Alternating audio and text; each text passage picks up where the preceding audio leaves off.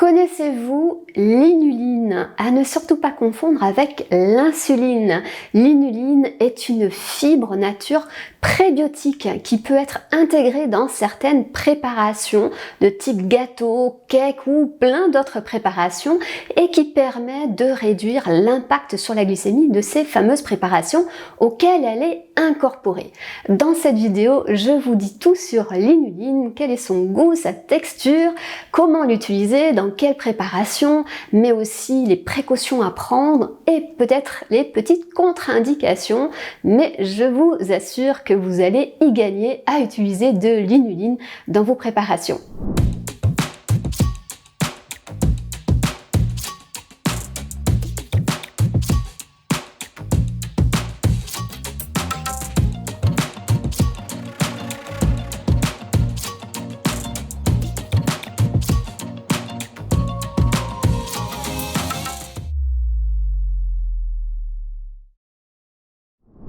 Alors l'inuline, eh bien c'est une fibre de nature prébiotique, donc on va retrouver naturellement dans certains aliments tels que la chicorée. Donc si vous consommez régulièrement de la chicorée, vous consommez naturellement de l'inuline.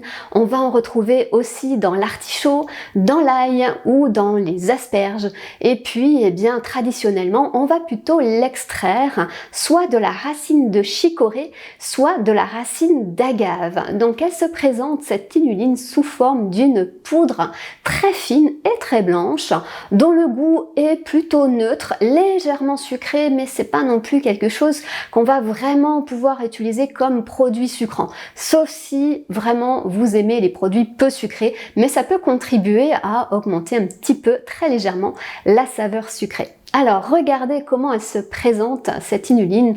Donc vous voyez bien que c'est très blanc, c'est très fin. Et puis bonne nouvelle, eh bien ça va se dissoudre très facilement dans les boissons, de telle sorte qu'on peut aussi l'ajouter donc dans des smoothies, des jus de fruits, etc. Alors quel est l'intérêt de consommer cette inuline et de l'intégrer donc dans vos préparations culinaires? Eh bien c'est une fibre prébiotique et comme toute fibre prébiotique, ça permet de réduire donc l'impact sur la glycémie des aliments, des préparations auxquelles elle est incorporée. Donc ça c'est son principal intérêt et ça permet aussi de réguler le cholestérol et ce qu'on appelle les triglycérides qui sont une forme de graisse dans le sang et qui, quand ça augmente un peu trop, ça participe au risque cardiovasculaire. Donc c'est intéressant d'intégrer de l'inuline, par exemple dans les préparations qui sont pas très IGBA. Je vous donne un exemple, vous n'avez plus de farine complète dans votre placard, vous n'avez plus que de la farine blanche ou pas très IGBA tout simplement. Eh bien en ajoutant 2 cuillères à soupe d'inuline à votre préparation pour faire un cake ou un fond de tarte, eh bien ça va permettre de réduire son impact sur la glycémie. Donc ça c'est une astuce d'utiliser de l'inuline pour réduire l'impact sur votre glycémie des préparations culinaires que vous réalisez tout simplement, surtout si les farines utilisées sont quand même assez blanches,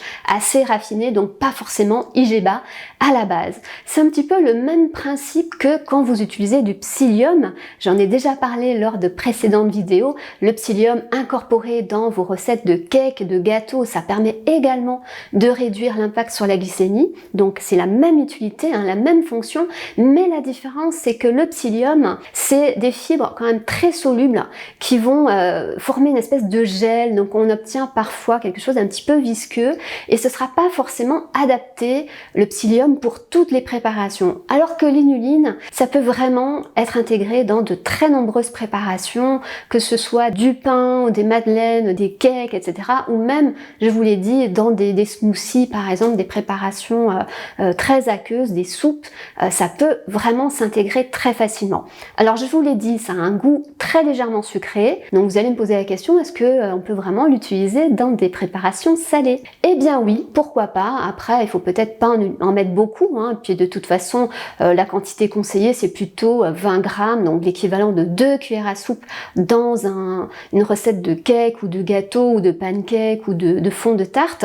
Donc c'est pas non plus quelque chose de très sucré, c'est juste un petit peu doux, donc ça va pas vraiment changer le goût dans une recette salée. Je pense pas que ça pose problème. Ce que je vous invite à faire, c'est tester ma recette de gâteau aux myrtilles où j'ai intégré donc cette fameuse inuline. Donc regardez sur mon compte Instagram, vous avez la recette détaillée qui est filmée, je vous mets le lien juste en dessous de la vidéo. Alors un mot sur les précautions à prendre. Comme toute fibre, eh bien il ne faut pas non plus l'intégrer du jour au lendemain en quantité importante.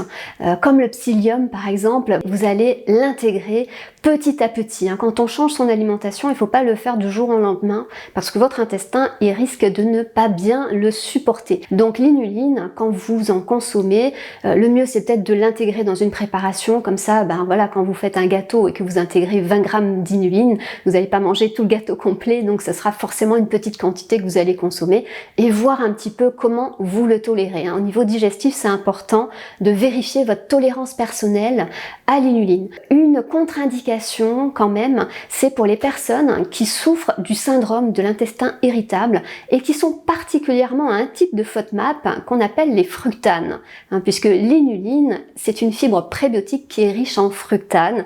Donc si c'est votre cas, vous n'allez pas du tout tolérer l'inuline, donc je vous le déconseille. Et à ce moment-là, je vous dirige plutôt vers le psyllium, qui est vraiment quelque chose de très intéressant en cas de syndrome de l'intestin irritable. Aussi, si vous avez un traitement médical régulier, eh bien parlez-en avec votre médecin. Est-ce que vous pouvez consommer de l'inuline? Vous dites que c'est une fibre prébiotique et il vous dira si c'est possible ou pas. Ça va dépendre un petit peu de chacun et de chaque traitement. Donc voilà pour les précautions à prendre. Et puis pour les contre-indications, il n'y en a pas beaucoup, vous pouvez voir. Alors ensuite, où se le procurer, ce sachet d'inuline? Vous voyez que moi, mon sachet d'inuline, je me le suis procuré sur le site Amoseeds. Donc Amoseeds, vous pouvez commander ce paquet d'inuline sur le site internet et bonne nouvelle, c'est que tout le site Amoseeds fête son anniversaire et propose à cette occasion une belle réduction de 20% sur tout le site. Donc vous pouvez avoir déjà 20% de réduction sur votre commande d'inuline et en plus j'ai un code promo à vous proposer qui vous permet de bénéficier en plus de 15% de réduction. C'est vraiment cumulable avec les 20% proposés. Donc là, ça peut vraiment être très intéressant pour tester l'inuline. Donc je vous mets bien sûr juste en dessous de la vidéo le code promo et le lien pour aller commander l'inuline tout simplement. C'est quelque chose qui se conserve extrêmement bien pendant plusieurs mois.